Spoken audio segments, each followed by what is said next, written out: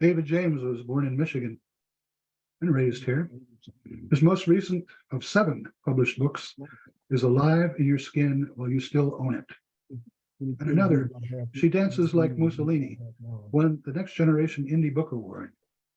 David is also an accomplished playwright, having had more than 30 one-act plays produced in the US and in Ireland.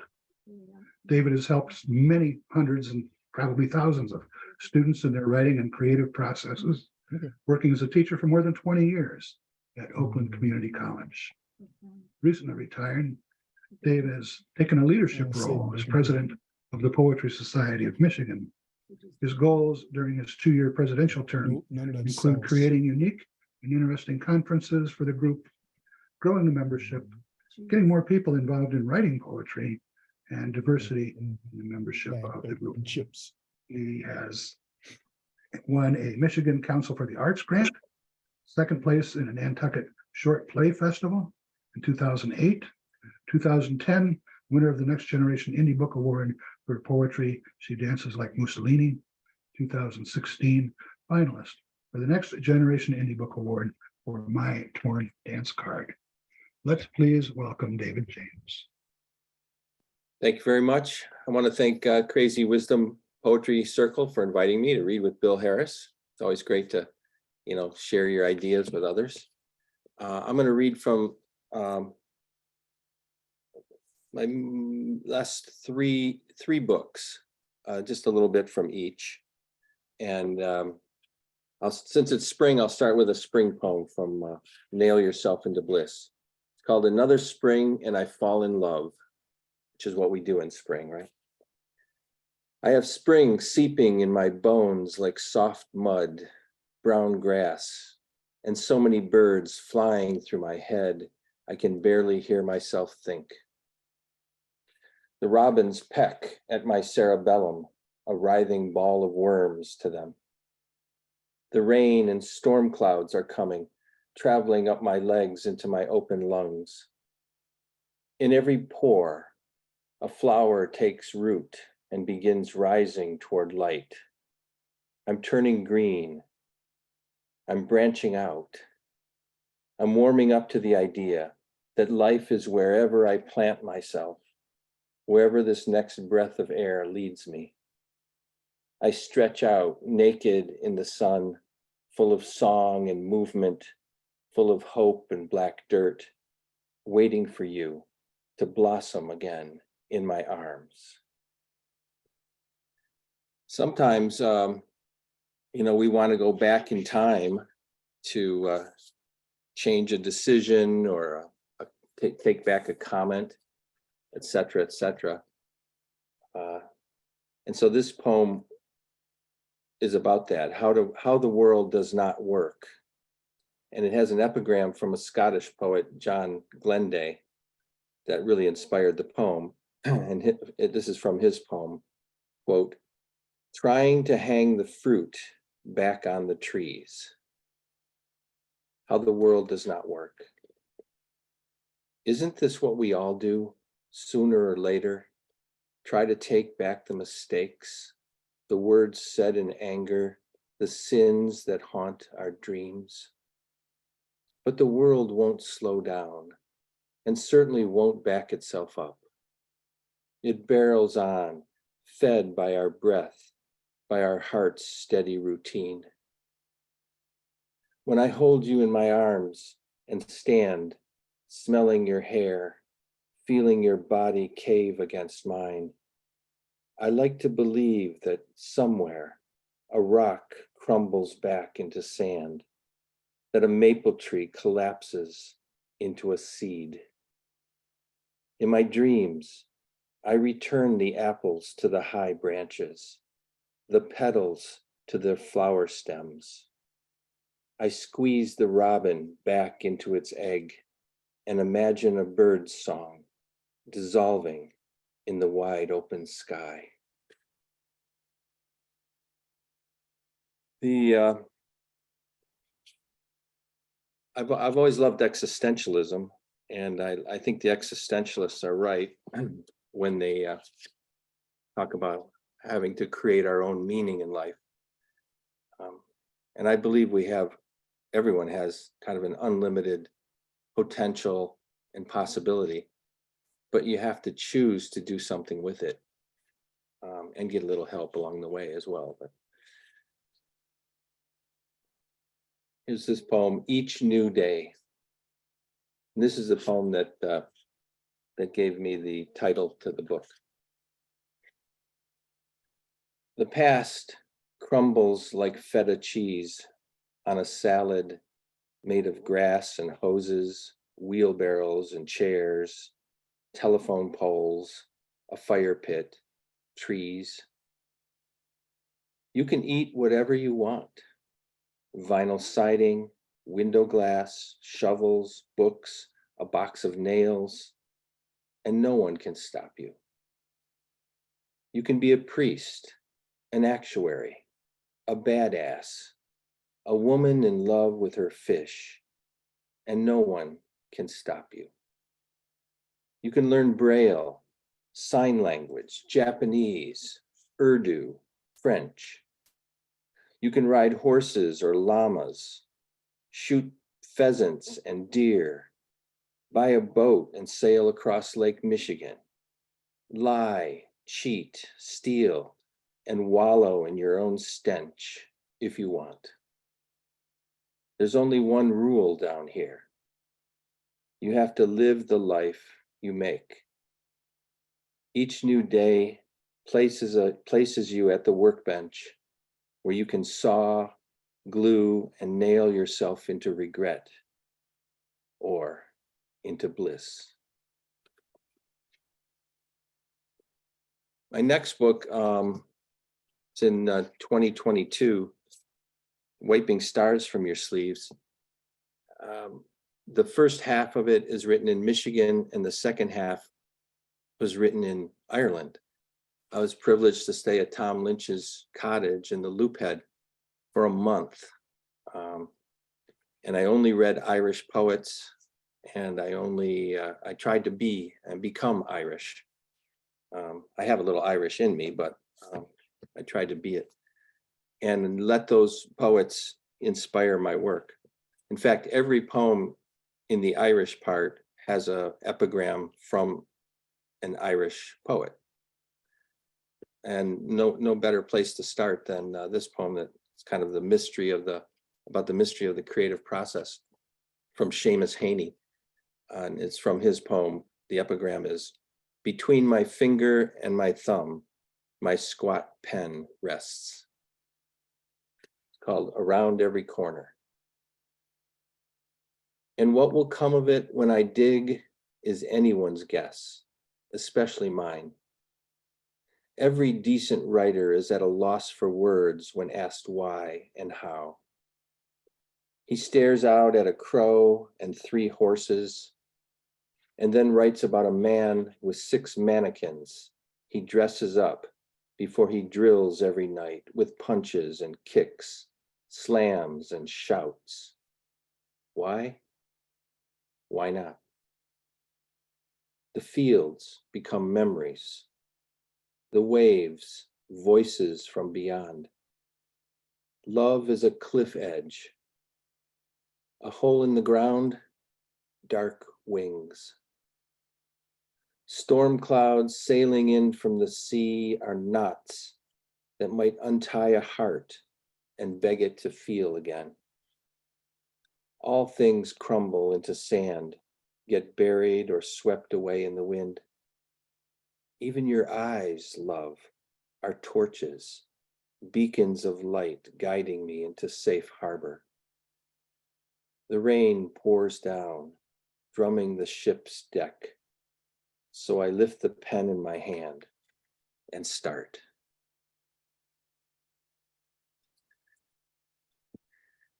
As I get older, now retired, so I must be really old, I begin to wonder what my kids, what my grandkids will remember about me.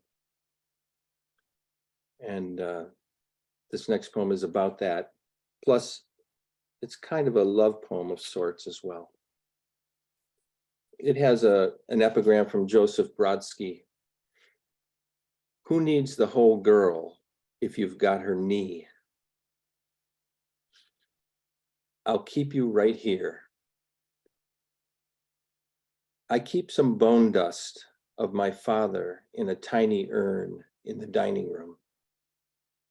I have one grandma's tooth, another grandma's rib, 2 hairs from my maternal grandpa, and the left trigger finger from the other.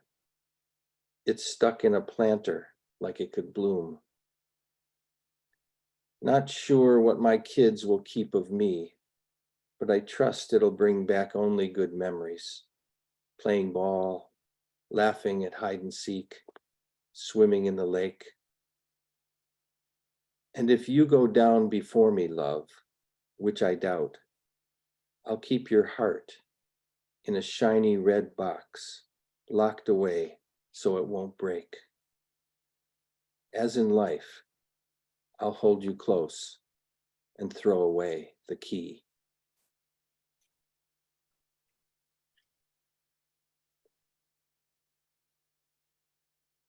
And then back to an Irish poem. Lynch's cottage was about 2 miles away from the ocean and the cliffs. The cliffs were about 500 feet down. And you could just drive there and just walk to the edge and do whatever you wanted. But his cottage was owned by his Aunt Nora, and we actually called it Nora's Cottage. This is called Gravity's Rule. And there's a quote from John Montague. While time bends you slowly back to the ground.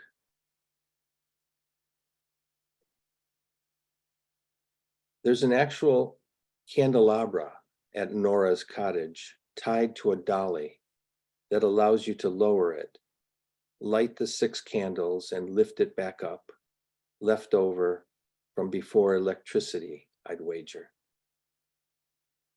Since it's been warm this spring, the heat has bent 2 of the candles into nearly horizontal positions.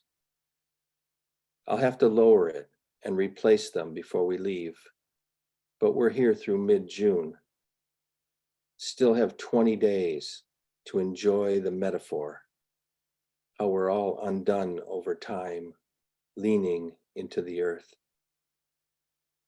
What I wouldn't give to tack on 30 or 40 good years. Hell, I'd promise to be stunned by every sunrise, every sunset. Hell, I'd promise every day to sing.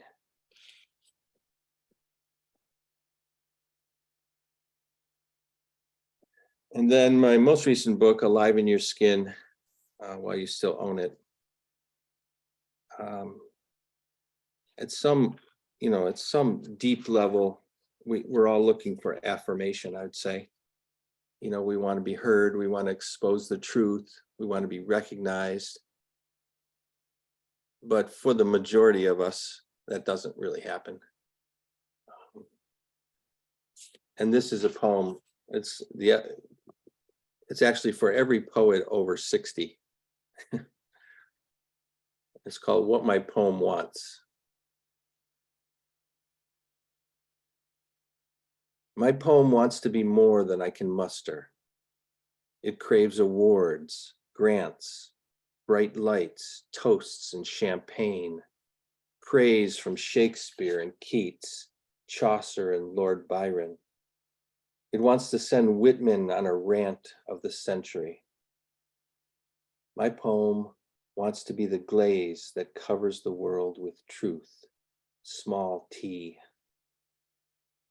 But all I can come up with are a few wobbly lines carved out one afternoon under a gray sky.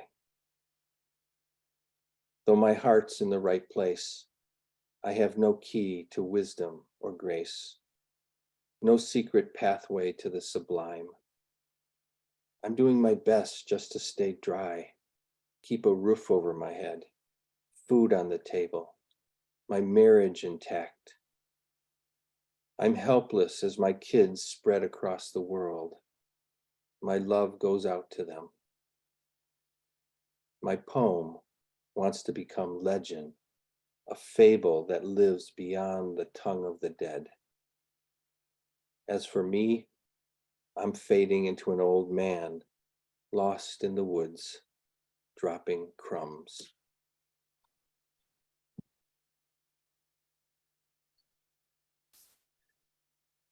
If you're lucky as a writer, you find or discover a recurring idea, a sequence of poems, a series.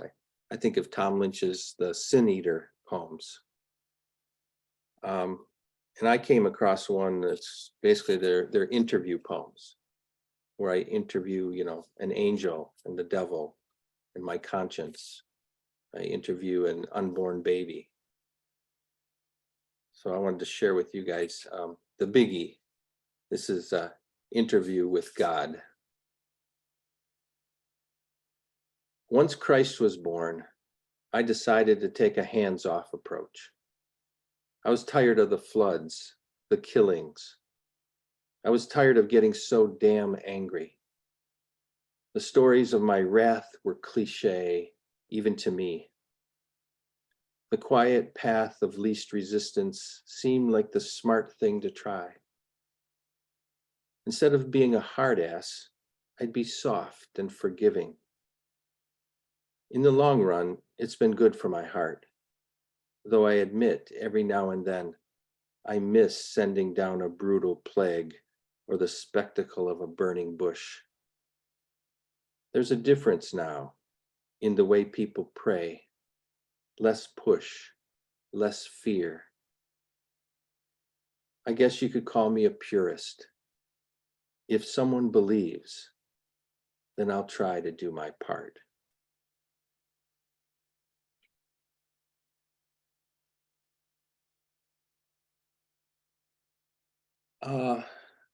We probably all know someone like this, but when you know someone who has an addiction problem, most often you just feel helpless, like there's nothing you can do. Except maybe write a poem, which is really like a prayer. And I guess that's what this is. It's a prayer. It's called In and Out of the Rabbit Hole. You lost your dream in a bottle, misplaced your willpower in the promise to stop. At some point, your scheme to find happiness broke into 1,000 tiny pills. There are too many stairs to climb, not enough soup in the bowl. There's no bit in the drill, no wheel for the bike, no guest for the long weekend of prayer. God knows the truth, but he's not telling us. We stand around and watch you crawl back to square one, barely able to hold your flesh to the bone. If only there was a single shot of hope, some crutches of inner peace, a soothing cream of joy we could give you, we could live with ourselves. But the knot in your brain builds a nest, and the egg cracks. The lousy beast walks into your house, and you're on the floor again, passed out. Tomorrow, the sun will rise in the east.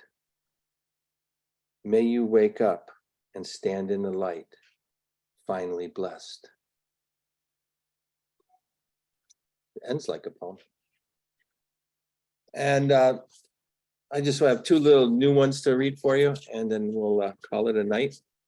This one is about my two youngest grandchildren.